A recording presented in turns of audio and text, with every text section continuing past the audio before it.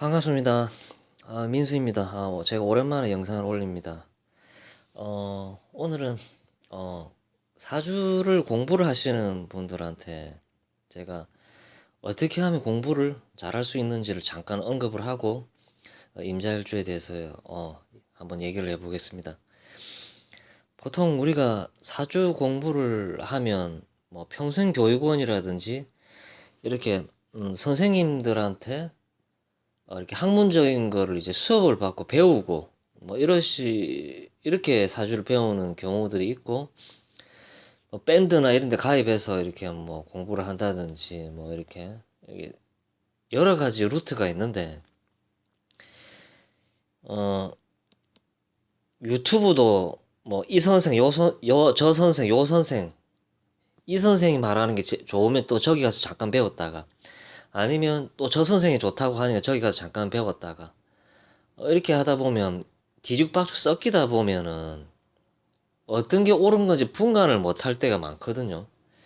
그런 게 사주 명리를 공부를 하는 데 있어서 굉장히 애로사항인데, 후루꾸가 되더라도, 물론 저도 후루꾸지만, 후루꾸가 되더라도 자기 갈 길을 가야 됩니다. 사주적인 지식이, 떨어지더라도 굉장히 인기가 있고, 도사 소리 들으면서 줄 서서 사주를 보는 곳이 있거든요. 분명히 그런 선생님을 제가 알고 있는데, 사주는 잘 못 보는데 굉장히 사람 마음을 들여다볼 줄 알고, 좀 위로를 해줄 줄 알고 그런 분들이 있거든요. 사주를 업을 하시는 분들은 그런 게 굉장히 중요합니다. 사주를 잘 보는 것도 중요하지만 사람 마음을 어루만질 수 있는, 그런 게 굉장히 중요합니다. 그리고 남의 얘기를 기억하고 귀담아 들을 수 있는 사람, 그런 분들이 사주 명리를 업으로 하더라도 굉장히 잘하실 수 있는 분이다라고 저는 판단이 됩니다. 사주를 잘 보려면 스터디를 모집을 해서 온라인이든 오프라인이든 가끔씩 만나서 그분들이 가지고 있는 진짜 사주들 있죠. 그거를 펼쳐가지고 이 사람이 왜 이렇게 살고 있고 이 시점에 왜 이렇게 됐나, 그런 걸 토론을 해가지고 자기 걸로 만들면 그게 실력이 되는 거지. 어, 비싸게 수강료를 내고 어, 배울 수 있는 그런 선생님들한테 배운다고 해서 그게 자기 게 되는 게 아니라 진짜 사주를 많이 풀어봐야만 그게 진짜 자기 거가 됩니다. 어, 서로 사주를 공유를 하면서 왜 이 사람이 이렇게 살고 있나라는, 그런 왜 이렇게 살고 있나를 풀다 보면, 이래서 이 글자가 와서 이렇게 이 사람이 됐구나라는 거를 알게 되는 경우가 많거든요. 10년 동안 공부를 해도 사주를 펼치면 까막눈이 되는 이유는 그런 데 있는 겁니다. 백날 공부해봐야 사주 던져주면 머리가 하얗게 됩니다. 무슨 말부터 던져야 될지 모른다는 것이죠. 사주에, 그렇기 때문에 첫 번째는 말을 따뜻하게 할 수 있는 사주인가가 굉장히 중요한, 그런 사람들이 어, 상담을 하거나 사주 선생님을 하면 굉장히 잘하겠죠. 예. 자, 서두가 길었습니다. 자, 임자일주를 간단하게 보겠습니다. 어, 등나개갑이라는 게 있거든요. 어, 갑이 있고 을이 있는데, 이 을목이라는 넝쿨이 갑목이라는 큰 나무를 타고 올라가서 이 갑을 이용해서 내가, 한마디로 그거죠. 갑을 짓밟고 올라서서 내가 잘난 척 하는 거죠. 그 사람을 이용해 먹을 수 있는 팔자라는 것이죠. 을이 갑을 보면. 갑이 을을 보면은 을을 타고 올라갈 수가 없죠. 왜냐하면 갑은 초목이니까. 굉장히 중요한 이론이죠. 갑은 을을 이용해 먹을 수 없지만 을은 갑을 이용해 먹을 수가 있다. 굉장히 중요하죠. 근데 이거를 다른 데서도 활용을 할 수가 있죠. 임자가인데 이 자수 입장에서는 임수한테 겁재지만, 이 자수가 임수를 보더라도 서로가 겁제인 상황인 거거든요. 그러니까 보통 이 겁제를 깔고 있는 분들이 나는 사람들한테 이용당하고 돈 빌려주고 못 받고 이 겁제 때문에 내가 못 살겠다. 뭐 그렇게 얘기는 하지만 사람은 서로 배신하고 배반을 당하는 입장이기 때문에 본인도 배신을 때린다라는 것이죠. 겁제로 인해서 배신만 당하는 게 아니라 나도 너를 배신할 수 있다. 응? 돈 빌리고 안 갚을 수 있다. 그런 게 비경 겁제를 깔고 있는 일주들의 논리죠. 나만 피해를 당한 피해 코스프레를 하고 있는 것이죠. 그렇지가 않습니다.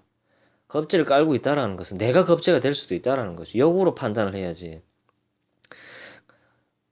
공부하시는 분들도 마찬가지입니다. 겁제를 깔고 있으니까 이 사람은 겁제로 인해 고통을 받을 것이다. 인간관계는 그렇지 않죠. 나 역시 누군가에게 상처를 줄 수 있다라는 것이죠. 그것이 비경겁제의 논리죠. 예. 사람들에게 고통을 줄 수도 있고 내 고통을 받을 수 있다라는 것이죠. 그것이 등나개갑이죠. 갑이 을이 갑을 봐서 등나개갑을 잊지만 다른 일주에도 이렇게 활용을 할 수 있는 겁니다. 예를 들어서 정사라든지 뭐 병호 뭐 그리고 뭐 개해라든지 개해도 있죠. 이게 다 공통점이 있죠. 전부 비경겁제를 깔고 있죠. 이런 일주들은 내가 겁제를 당할 수도 있지만 내가 누군가의 겁제가 될 수도 있다라는 것이죠. 그런 걸 알아야 되는 겁니다. 개해랑 차이가 뭐냐면 임자는 왕지의 글자를 깔고 있기 때문에 개해 일주보다는 좀 더 자존심이 세겠죠. 그리고 해수라는 것은 물줄기에 여러 군데 나 있기 때문에 인맥이 여러 갈래로 나 있다면 임자는 인맥적으로 봤을 때는 약하다 이렇게 볼 수가 있죠. 그리고 여자들 같은 경우는 한 사람만 볼 가능성이 있다. 이놈 저놈 안 만나고 나는 한 놈만 본다 이렇게 볼 수도 있는 것이죠. 단일화된 마음을 갖고 있는 사람이다라고 볼 수가 있는 것이죠. 아무튼 등나개갑이라는 것은 그런 원리고 다른 일주에도 통용이 된다 이렇게 볼 수가 있습니다. 그리고 임자일주 인묘 공방이죠. 식상이 공망을 맞았다. 뭐 여자라면 자식 인연에 박할 수 있고 뭐 이렇게 되지만 일단 이 목이라는 글자가 공망을 맞았다라는 것은 만약에 임자일주가 사주에 천간에 갑도 없고 을도 없고 인이나 묘도 없다. 이 목 기운이 없다라는 것은 내가 새로운 일을 추진하는데 겁이 많다.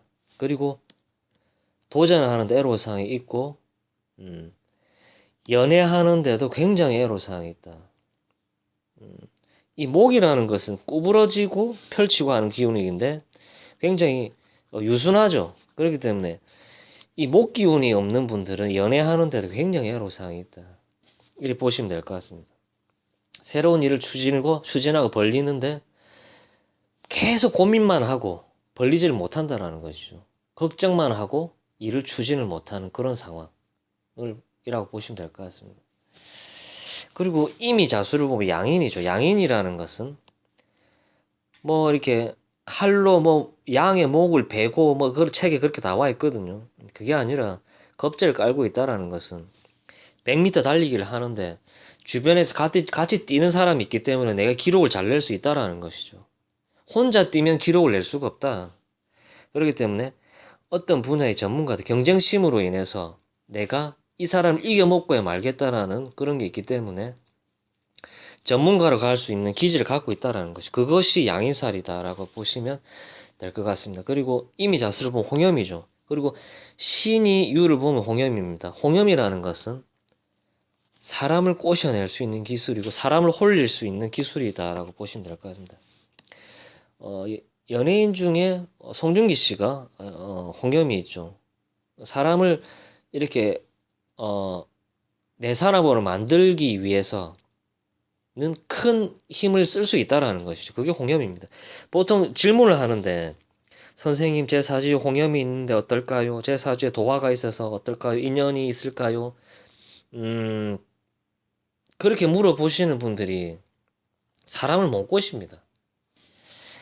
이 자기 자식 일주 밑에 깔고 있죠. 뭐 년에 떨어져 자년에 태어났고 갑일주인데 5년에 태어났는데 저는 홍염이 있으니까 사람을 잘 꼬실 수 있을까요? 연애를 잘할 수 있을까요? 못하죠. 임자는 자수를 일찍 깔고 있죠. 그러니까 그 영향력이 크다라는 것이죠. 빨리 써먹는다라는 것이죠. 홍염이라는 것을. 저 년에 떨어져 있는 것은 내가 부산에 살고 있는데 서울에 있는데 그걸 언제 갖고 와서 쓸 겁니까? 맞죠? 그리고 수가 많다는 것은 지혜롭고 굉장히 똑똑하다라는 것이다. 수라는 것은 저장하다라는 뜻이 있거든요. 컴퓨터 하드웨어죠. 저장성이 굉장히 뛰어나다. 그렇기 때문에 경자일주들 같은 경우는 금생수 내가 분리하고 나누었던 것을 자수에 저장한다. 그렇기 때문에 컴퓨터 관련된 일이나 컴퓨터 공학 같은 일에 적합하다라는 것이죠. 그렇게 경자일주는 그렇게 될 수도 있다라는 것이죠. 원자, 분자, 전자. 소년 학문운을 보자면 경쟁심으로 인해서 긴 시험에 강하다. 만약 임자일주가 천간에 만약에 이렇게 경금 편인이 떠 있다. 그러면 금생수로 긴 공부에 유리하다라고 볼 수가 있죠.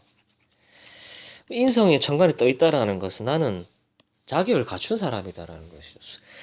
수생목만 하면 노가다 하는 사람이고 몸 쓰는 사람이고 천간에 인성에 받쳐주면 머리도 쓴다라는 것이죠. 간단합니다. 예. 자, 그리고 이 자수라는 글자는 특히 자대운을 만났다. 왕지라는 글자는 단독의 글자이기 때문에 홀로 떨어져 있다라는 그런 기운이거든요. 오화랑 자는 틀리죠. 오화는 여러 사람들하고 같이 있는 것이고 자수는 새벽 시간이죠. 외롭죠. 외로운 글자다. 외로운 시간이다.